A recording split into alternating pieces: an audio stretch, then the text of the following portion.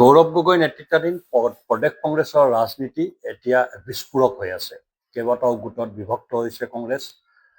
দেৱব্ৰত শইকীয়াৰ এটা গোট, ৰকিবুল হুছেইনৰ এটা গোট, উজনি অসমৰ এটা গ্ৰুপ, নামনি অসমৰ এটা গ্ৰুপ, সংখ্যালঘুৰ মাজতো কেইবাটাও গোট, 18-19 জন মুছলিম বিধায়কৰ মাজতো 2-3টা গ্ৰুপ। গতিকে কেইবাটাও গ্ৰুপত বিভক্ত হোৱা কংগ্ৰেছত এতিয়া হাহাকাৰ অৱস্থা। কোনেও কাৰো কথা নুশুনা হৈছে। মহিলা কংগ্ৰেছে যদি এটা কথা কয়, যুৱক কংগ্ৰেছে বেলেগ এটা কথা কয়, আন নেতাবিলাকে বেলেগ কথা কয়। সংবাদ মাধ্যমত বিশেষকৈ টেলিভিজন টক শ্ব'ত পঠাবলৈ সন্ধিয়া মুখপাত্ৰ বিচাৰি নাপায়। অধিকাংশ মুখপাত্ৰই মোবাইলৰ ছুইচ অফ কৰি দিছে। সাংবাদিকসকলে প্ৰতিক্ৰিয়া ল'বৰ কাৰণে কংগ্ৰেছৰ নেতাক বিচাৰি নাপায়। সকলো ফালেদি এতিয়া এক হাহাকাৰ অৱস্থাৰ সৃষ্টি হৈছে প্ৰদেশ কংগ্ৰেছত। ৰাজীৱ ঘন প্ৰায় জনশূন্য, মানুহেই নাথাকে, কোনেও কাকো বিচাৰি নাপায়, কাৰো লগত কাৰো সম্পৰ্ক নাই। এক কথাত ক'বলৈ গ'লে কংগ্ৰেছ পাৰ্টিটোত এতিয়া এক হাহাকাৰ অৱস্থাৰ সৃষ্টি হৈছে। এয়া কংগ্ৰেছৰ ভিতৰুৱা কথা। বিভিন্ন সূত্ৰৰ পৰা পোৱা খবৰ, সাংবাদিকে কোৱা কথা বা আমাৰ নিজস্ব সূত্ৰসমূহে আমাক দিয়া খবৰ অনুসৰি এইখিনি কথাই আমি জানো। সেয়া যিয়ে নকওঁ, কংগ্ৰেছ দলে বা সেই দলৰ নেতাসকলে নিজৰ দলটোক ঠিক ঠাক কৰিব, আগবঢ়াই লৈ যাব। আমি তাত আমাৰ ক'ব লগা একো নাই।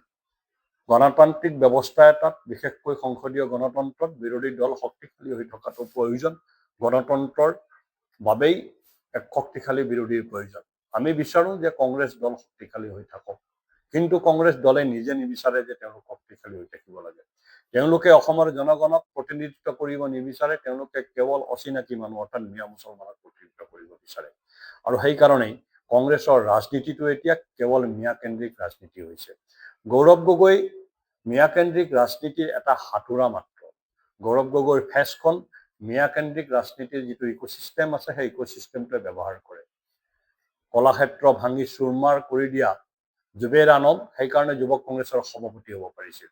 আমি সকলোৱে জানো কলাক্ষেত্ৰ আন্দোলনৰ সময়ত কলাক্ষেত্ৰৰ ওপৰত আক্ৰমণ হৈছিল, অংগী সংযোগ কৰা হৈছিল, আৰু কলাক্ষেত্ৰৰ ৰূপসজ্জাৰ বাবে ব্যৱহাৰ কৰা শৰাই বা কলাক্ষেত্ৰত থকা গামোচা আদি গছকিছিল জুবেৰ আনমে। জুবেৰ আনমৰ নেতৃত্বত যোৱা যুৱক কংগ্ৰেছৰ গুণ্ডা বাহিনীয়ে কলাক্ষেত্ৰত ৰন্ধ-বন্ধ চলাইছিল, আৰু সেই জুবেৰ আনমকেই গৌৰৱ গগৈ টিকট দিছিল। সেয়া গৌৰৱ গগৈ মিয়া ৰাজনীতিৰ ওচৰত আত্মসমৰ্পণৰ এটা উদাহৰণ। জুবেৰ আনমে জানে যে গৌৰৱ গগৈ তেওঁক একো কৰিব নোৱাৰে, কিয়নো কংগ্ৰেছ পাৰ্টিটো মিয়াৰ ওপৰত নিৰ্ভৰশীল। সেইকাৰণে কংগ্ৰেছৰ সভাত গৌৰৱ গগৈক আঙুলি টোৱাই জুবেৰ আনমে ধমক দিছিলে। প্ৰদেশ কংগ্ৰেছৰ সভাপতিক, যুৱ কংগ্ৰেছৰ সভাপতিয়ে এক প্ৰকাৰে ধমকি দিছিল, গতিয়াবলৈ মানে আগবাঢ়ি গৈছিল। উপস্থিত থকা কেইবাজনো বিধায়কে বাধা দিয়াৰ কাৰণেহে গৌৰৱ গগৈক গতিয়াব নোৱাৰিলে জুবেৰ আনমে। সেয়া যিয়ে নহওক, কংগ্ৰেছে তদন্ত কৰিছে। 2-এদিনৰ পিছতে জুবেৰ আনমক প্ৰদেশ কংগ্ৰেছৰ যুৱক কংগ্ৰেছৰ দায়িত্বৰ পৰা আঁতৰাই দিয়া হ'ব। এইকাৰণে আঁতৰাই দিয়া হ'ব যে তেওঁ গৌৰৱ গগৈক গতিয়াবলৈ গৈছিল বা গৌৰৱ গগৈক তেওঁ অৱমাননা কৰিছিল, তাৰ কাৰণে নহয়। তেওঁ ৰকিবুল হুছেইনৰ লগত ভাল নহয়। ৰকিবুল হুছেইনে বিচাৰিছে কংগ্ৰেছ দলত এক বিকল্প ৰকিবুল হুছেইনৰ যাতে উৎপাদন নহয়, এক বিকল্প ৰকিবুল হুছেইন যাতে আগবাঢ়ি নাহে। ৰকিবুল হুছেইনে তেনেকুৱা মিয়া নেতাই বিচাৰিছে যোনে কেৱল ৰকিবুল হুছেইনৰ কথা শুনে। জুবেৰ আনমে শুনা নাই, সেইকাৰণে গৌৰৱ গগৈৰ জৰিয়তে বা গৌৰৱ গগৈক ব্যৱহাৰ কৰি ৰকিবুল হুছেইনে জুবেৰ আনমক উলিয়াই দিব। আমি জুবেৰ আনমক সমৰ্থন কৰিবলৈ যোৱা নাই। জুবেৰ আনম অপৰাধী, বিধায়ক হ'ব পাৰে, তেওঁ কলাক্ষেত্ৰ ধ্বংস কৰাটো সঁচা কথা। অসম আৰক্ষীৰ প্ৰতিবেদন আছে, তেওঁৰ বিৰুদ্ধে FIR আছে, কেছ আছে।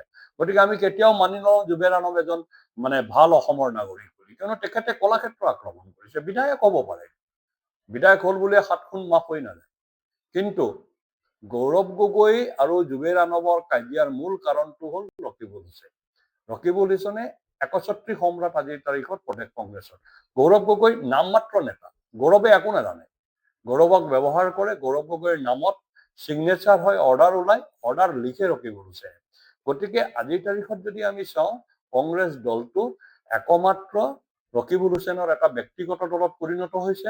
ই মিয়াৰ দল, আৰু মিয়াৰ ৰাজনীতি কৰাৰ বাহিৰে কংগ্ৰেছ দলে একো নকৰে। আৰু মিয়াৰ ৰাজনীতিক সুচাৰুৰূপে আগবঢ়াই নিবৰ কাৰণে কংগ্ৰেছ দলৰ এতিয়া মূল কাম হ'ল তাত যিসকল অৱশিষ্ট হিন্দু মানুহ আছে তেওঁলোকক অপপ্ৰচাৰ আৰু অৰাজকতাৰ তত্ত্ব বিয়পাবৰ কাৰণে লগাই